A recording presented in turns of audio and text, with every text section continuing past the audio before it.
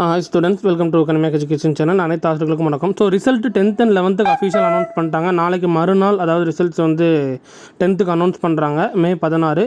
11th பார்த்துட்டிங்கன்னா மத்தியானம் 1 மணிக்கு அனௌன்ஸ் பண்ணுறாங்க. ஸோ ரிசல்ட்ஸ் எப்படி பார்க்குறது அப்படின்றத நான் ஃபுல்லாக சொல்லிடுறேன், ஸ்கிப் பண்ணாமல் பாருங்கள்.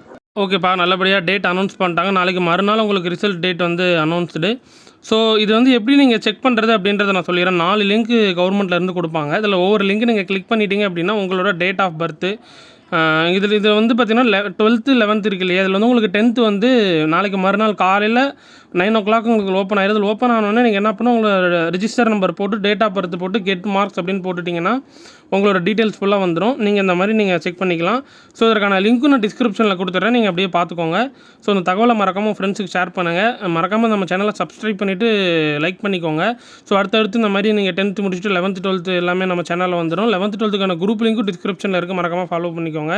ஸோ நீங்கள் எந்த அளவுக்கு ஈகர்லேயே வெயிட் பண்ணிக்கிட்டு இருக்கீங்க, ரிசல்ட்டுக்கு தான் வெயிட் பண்ணிக்கிட்டு இருந்தீங்க. ஸோ மறக்காமல் கமெண்ட் பாக்ஸில் மென்ஷன் பண்ணுங்கள் எவ்வளோ மார்க்லாம் நீங்கள் எக்ஸ்பெக்டேஷன்லாம் வச்சிருக்கீங்க அப்படின்றத சொல்லுங்கள். நம்ம ரிசல்ட்ஸ் லைவும் இருக்குது, லைவில் மறக்காமல் நாளைக்கு மறுநாள் காலையில் ஜாயின் பண்ணிக்கோங்க. சரியா? தேங்க்யூ.